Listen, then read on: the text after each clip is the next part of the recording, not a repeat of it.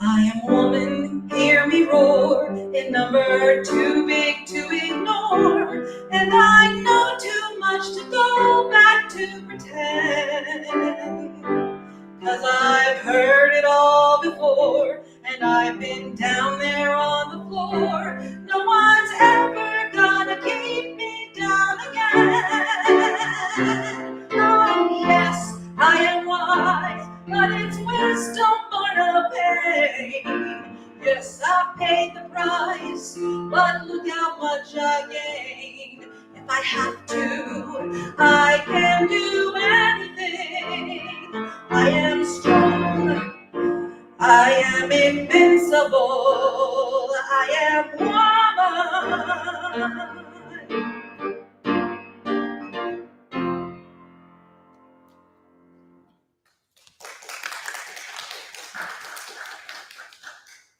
Good Sunday morning to you. It's nice to have all of you here with us. It's a small but mighty crowd, I like to say. So we're glad to see each and every one of you here. Few just quick reminders. Our offering basket is on the back table. We won't be passing that, so find that on your way out. We certainly would appreciate that. Welcome to those who are watching online. We really encourage you to find out more about us at athinkingchurch.org. And we also really encourage you to help us continue these broadcasts by donating. There's a donate button in the top right-hand corner. We would very much appreciate that. And it's also fun to know where everyone's watching for. It helps helps us all kind of feel like we're gathering together. And it takes people from around the world and lets us know that we still are creating this community together. So please leave where you're watching from in the comments section. We're going to begin this morning with a couple of readings. The first one is from Scripture, the Gospel of Mark. I'll be reading chapter 12, verses 30 and 31. And by request of one of our church members, I'm reading from the King James Version, and the church member isn't here. And I'm going to say again later that I'm doing something by request, and so far they're not here either. But this is the King James Version of the Gospel of Mark, chapter 12, 30 through 31. And thou shalt love the Lord thy God with all thy heart, and with all thy soul, and with all thy mind, and with all thy strength. This is the first commandment, and the second is like it, namely this: thou shalt love thy neighbor as thyself. There is none other commandment greater than these. May we have blessing and understanding to the reading of those words. I also have a reading, and it's a kind of a convoluted. It comes from various sources that ultimately come together. It starts with Micah, one of my favorite scriptures from Micah. But then the final part is coming from Barbara J. McClure's book, Moving Beyond Individualism in Pastoral Care and Counseling. And here's where it's complicated. She's actually quoting Rabbi Randy Shapiro from his book, Wisdom of the Jewish Sages, which is a modern reading of Pirkei Avot. Now, all of that is going to take longer than the reading that I have for you. And it says this. I like her take because of the order she put it in. Do not be daunted by the enormity of the world's grief. Do justice now. Love mercy now. Walk humbly now. You are not obligated to complete the work, but neither are you free to abandon it.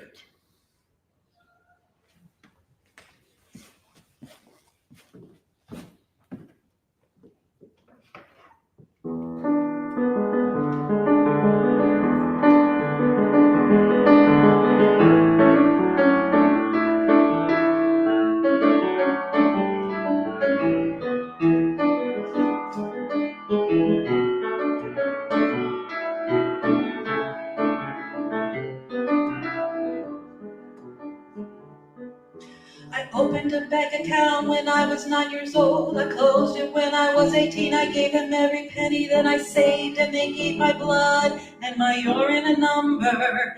And now I'm sitting in this waiting room, playing with the toys.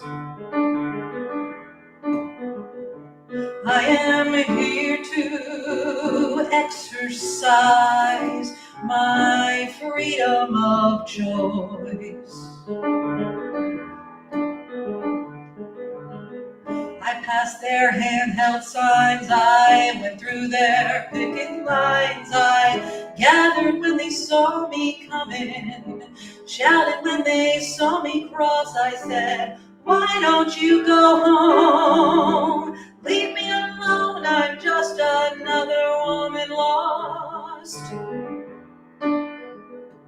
You are like fish in the water who don't know that they are wet.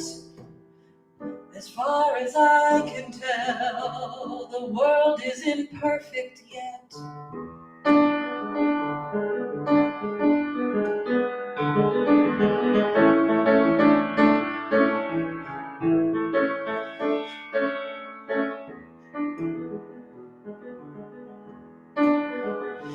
And his bored eyes were obscene, on his denim thighs a magazine. I wish he'd never come here with me. In fact, I wish he'd never come near me. I wish his shoulder wasn't touching mine. I am growing older, waiting in this line. But some of life's best lessons are learned at the worst times. And underneath the fierce fluorescence, she offered her hand for me to hold. She offered stability and calm, and I was crushing her palm through the pinch-pull, wincing up my smile, unconvincing on that sterile battlefield that sees only casualties, never heroes. My heart absolute zero.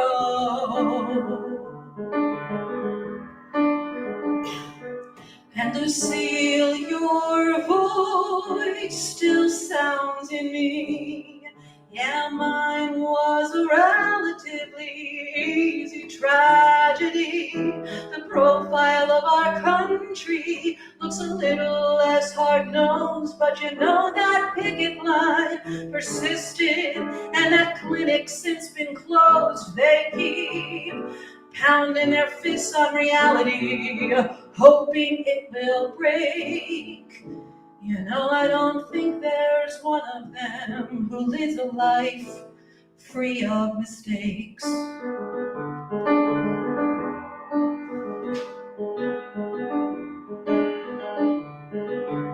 Yes, I'm not gonna sacrifice my freedom of choice. No, you can't make me sacrifice my freedom of choice. No, you can't make us sacrifice our freedom of choice.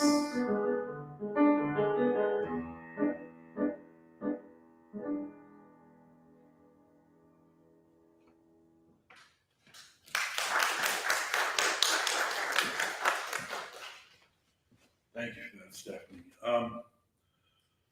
Many of you know, hopefully all of you know actually, that voting day comes up on Tuesday. If you haven't already voted yet, I actually suspect that most of the folks in here early voted, which is fantastic.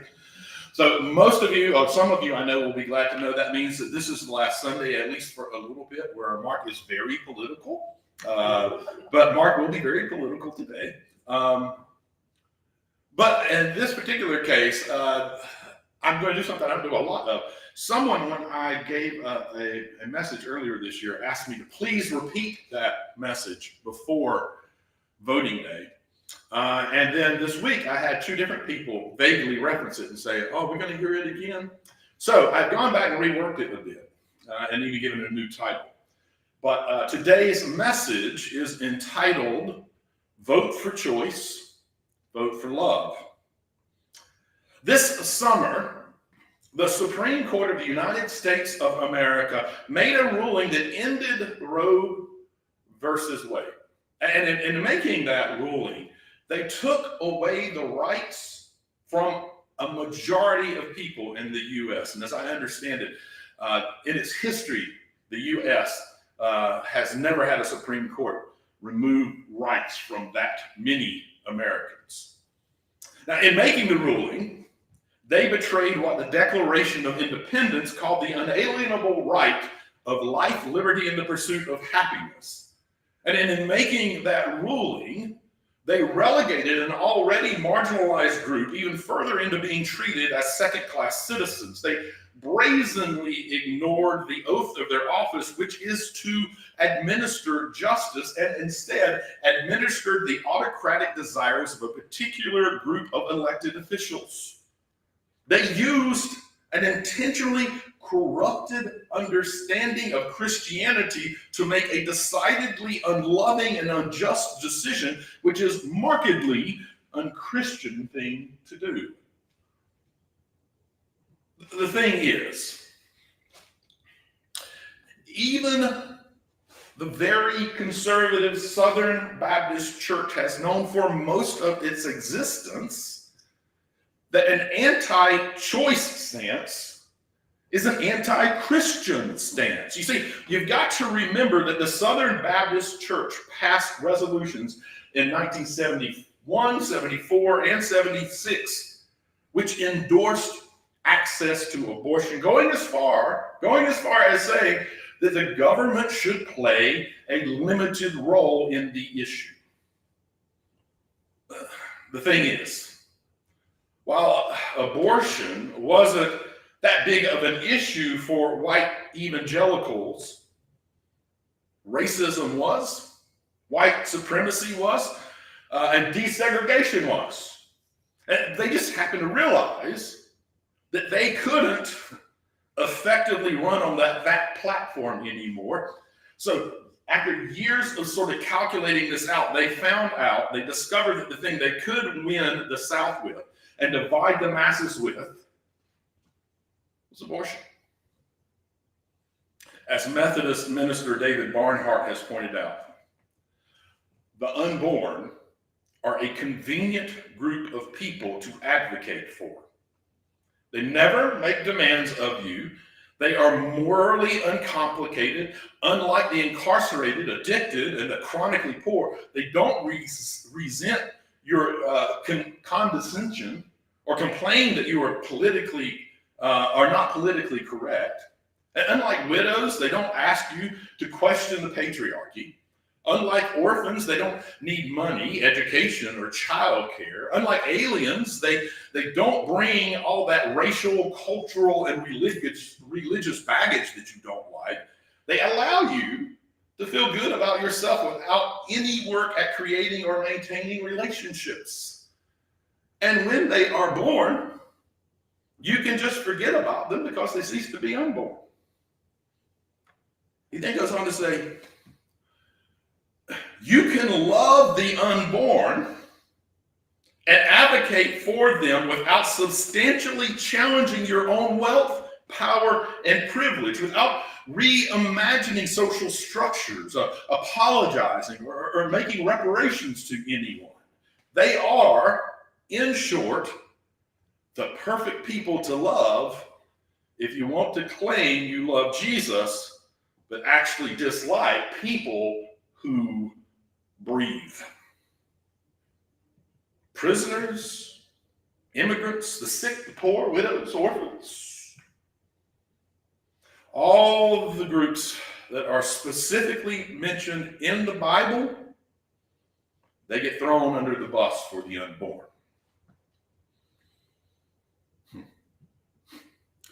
That's the thing. Being anti-choice is almost always framed as a Christian perspective, but it simply is not. As I've said before, if anything, it's the opposite of what the Bible says. The Bible has actually very little to say directly about abortion. And if anything, says that life begins at first breath, not at conception. And it values the mother's life over the fetus life. You can find that in Genesis and in Exodus. However, let me remind you, as I have before, you really ought not to be using books that are thousands of years old to be making healthcare decisions.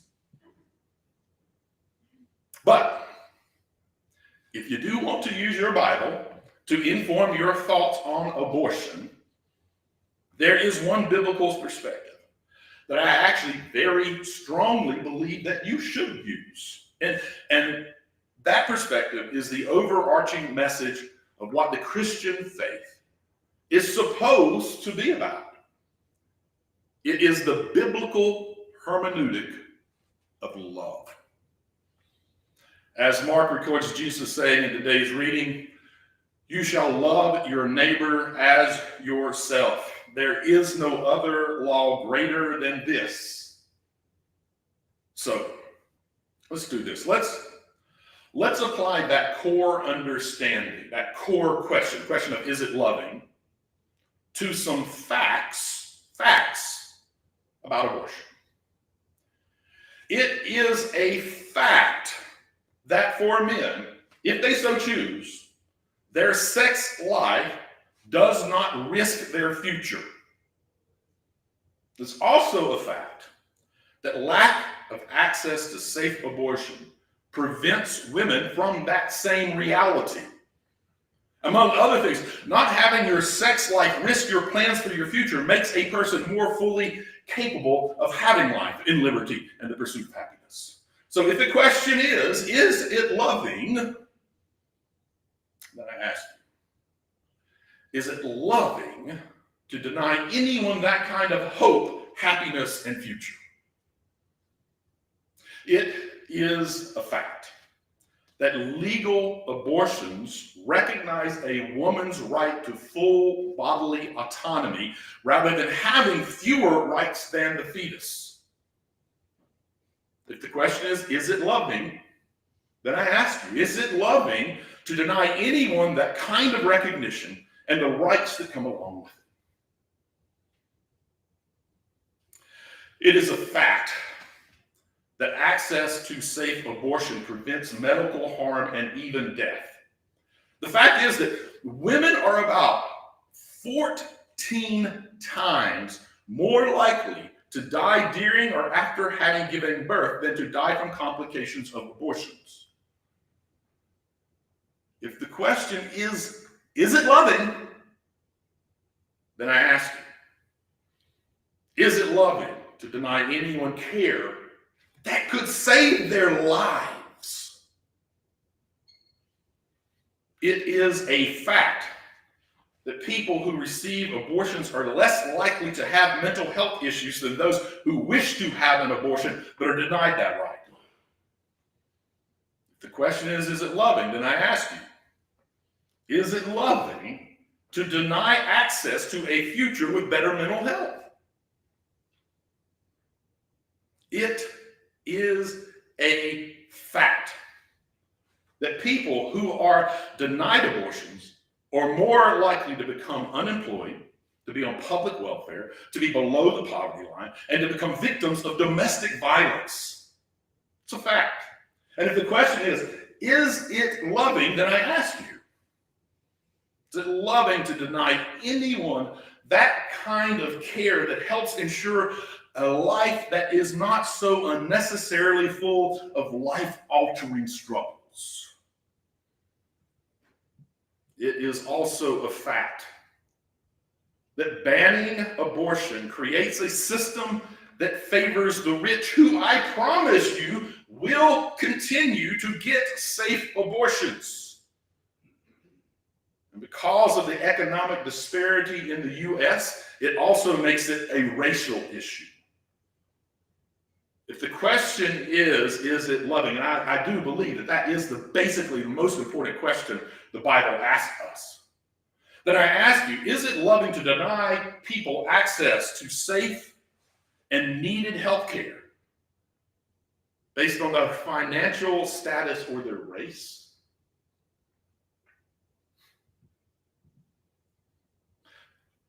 The fact is that Jesus primarily taught about love, equality, justice, and compassion. That means that those of us who understand ourselves as followers of the teachings of Jesus must recognize that none of us will truly be free until we learn that our humanity is all tied up in treating others humanely.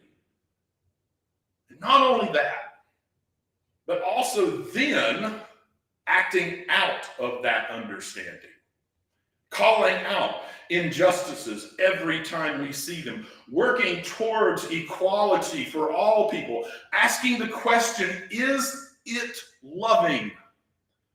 And doing the work it takes to ensure that no one is treated as if they are a second-class citizen, that no one is used as a pawn in the powerful political chess match, that no one is put into the place of choosing between risking their health and happiness so that they won't become a felon. Doing the work to ensure that no one is left to pursue an unsafe abortion in the back alleys where mortality rates skyrocket. And the fact is, access to safe abortions is a question of religious freedom, which makes the lack of access to safe abortions a First Amendment issue. In that, it restricts the ability of Christians to follow the teachings of Jesus. We must remember that the central teachings of Jesus is that we are to call, as followers, we are called to help the poor and the marginalized and the sick. And the fact is that 75% of the folks who seek abortions are low income. So ending access to safe abortion hurts the poor. It does not help them as Jesus taught us to do. That's an issue of religious freedom. And not only that, restricting access to safe abortion disproportionately impacts marginalized communities, including people of color and LGBTQ folks. And as followers of the teachings of Jesus, that is the opposite of what we are called to do.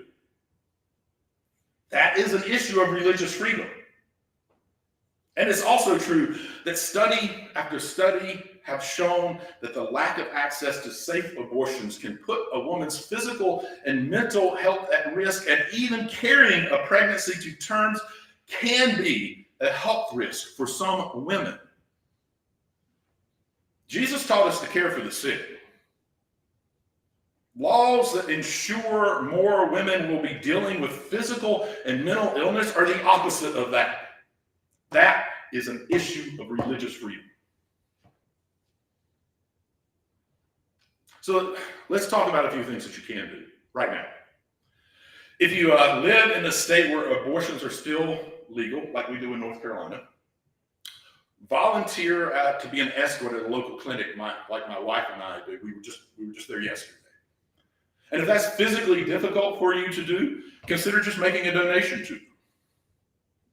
Also, educate yourself and others. It's not enough to get angry. Get smart. After all, Proverbs tells us that wisdom is the thing that God delights in daily.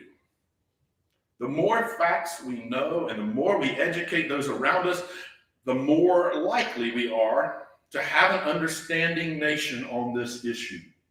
As a matter of fact, take what you learn and go educate your elected officials through phone calls and letters. And for those of us watching on a broadcast who live in states that have abortion bans, contact your attorney general's office. Ask them to commit to not prosecuting folks around this issue of abortion. This is not political. This is spiritual. This is humane. This is moral. So don't let up until they promise. And for all of us, go to every rally you can go to. And there will be plenty. My wife and I attended one on the very day that Roe v. Wade was shot down.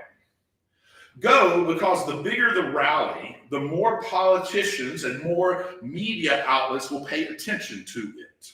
Go because the speakers will likely teach you something. Go because you love people and want to follow your call to love your neighbor as yourself. And if you can't go, donate to the groups that organize those events. Like I said, donate. Donate to organizations that will not only be working towards righting the wrongs, but also those that will be helping folks secure safe abortions and who are working towards educating the public. And as I always come back to, vote.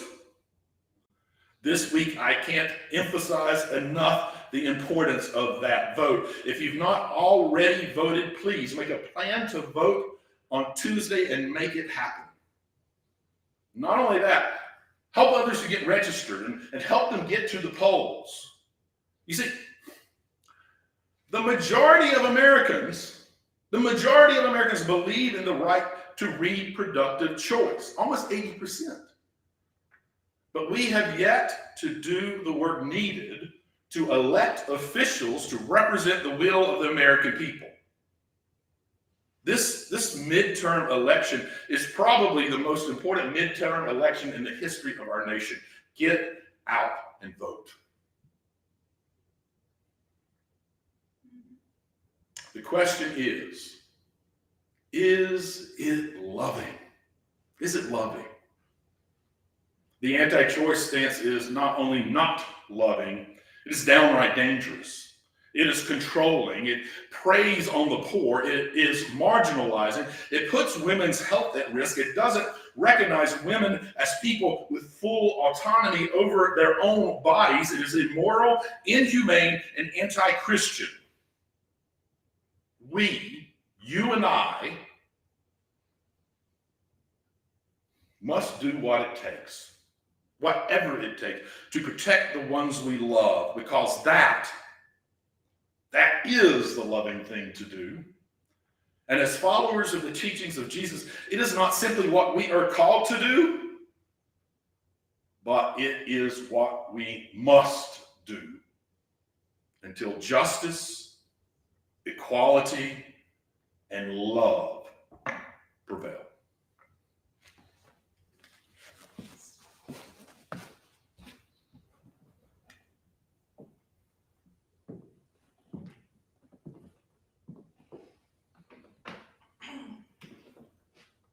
You know, the abortion issue has everything to do with sexual harassment, sexual violence, the commercially accepted and very profitable sexual objectification of women, domestic violence, gun rights, and the Me Too movement.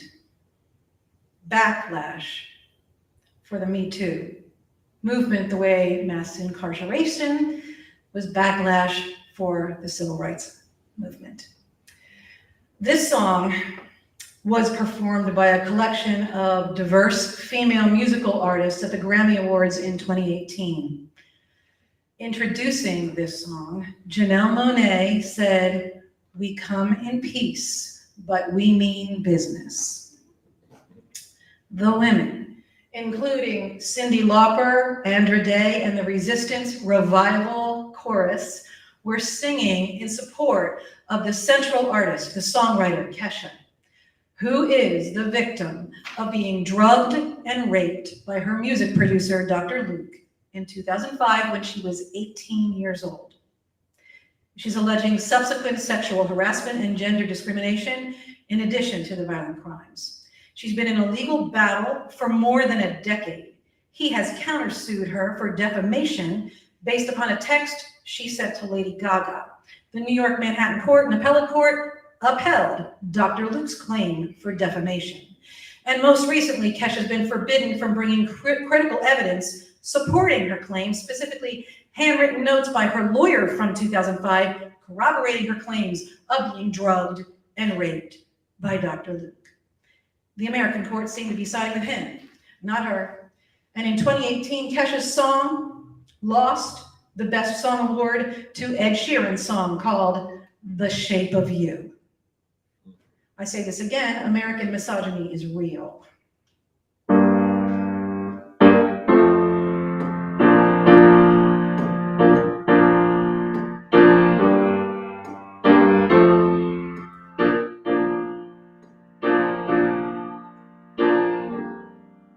Well, you almost had me fooled.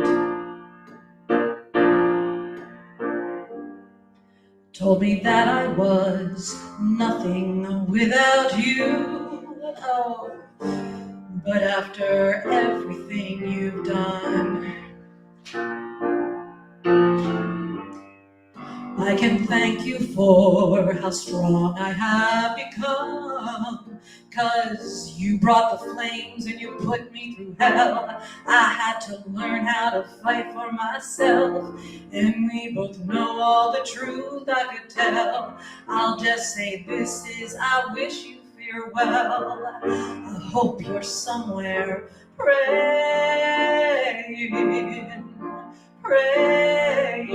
I hope your soul is changing. I hope you find your peace falling on your knees. Praying.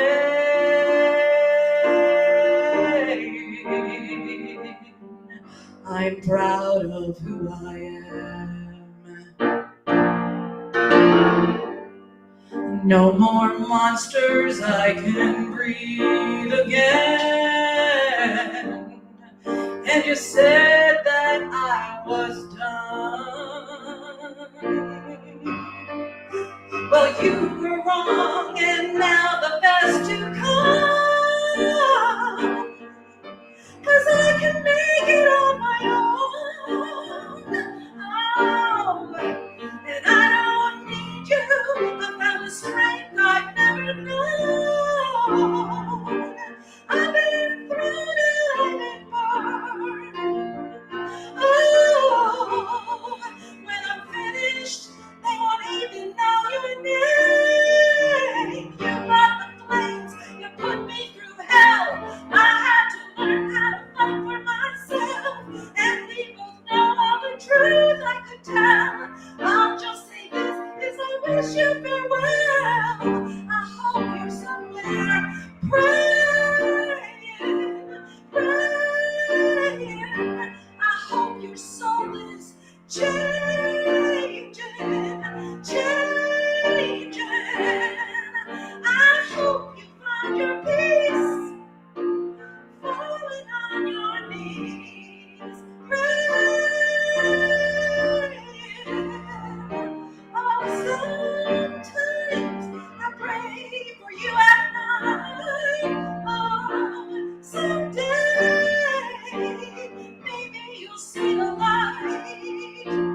Oh, some say in life you're gonna get what you give, but some things only God can forgive. I hope you're somewhere praying. I hope your soul is changing. I hope you find your peace falling on your knees.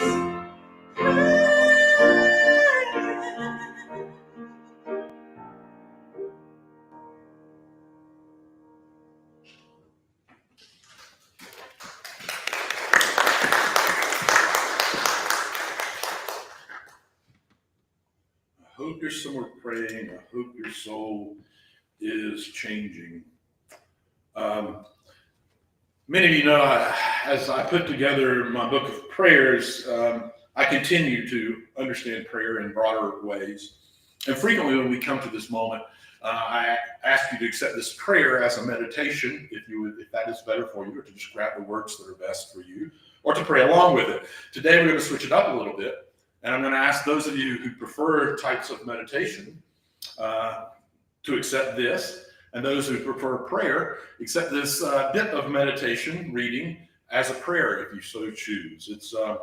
It's by the Reverend Julia Hamilton, and it's entitled Abortion as a Blessing. Let's bow our heads. Abortion is not just a deeply personal choice and a fundamental right, but it can also be a blessing. It is a life-saving medical procedure. It is a choice that can help heal from violence. It is a doorway to a different life. It is a blessing to so many people who, for whatever reason, are not in a position to have a child. So I say thank you and bless you to all those doctors and nurses and clinicians who have provided abortion care, often at great personal risk. I say thank you and bless you to all those who have stood at the doors of clinics and escorted patients with love and compassion in the face of hate and shame. I say thank you and bless you to all the friends, partners, and family members who have supported loved ones through the process. I say thank you and bless you to all the elected officials, activists, and organizers who fight year after year to keep abortion legal, safe, and available to all who need it. And I say thank you and bless you to all of you here today who have had an abortion. You are loved and supported in your choice and in the life that you live today because of that choice. As we go forth from this moment and out into this beautiful and heartbreaking world, we are renewed by the strength we have found in one another. We will fight shame with love. We will fight violence with compassion. And we will fight language of domination with songs of liberation and grace. And we know that we are not singing alone. Amen. Receive this blessing. May you walk in harmony with each other and with creation, recognizing that we are one. And may you know love and happiness throughout your life, and through your words and actions, may others know that love and happiness as well. Emmy Melly 2021, inspired by Helen Reddy.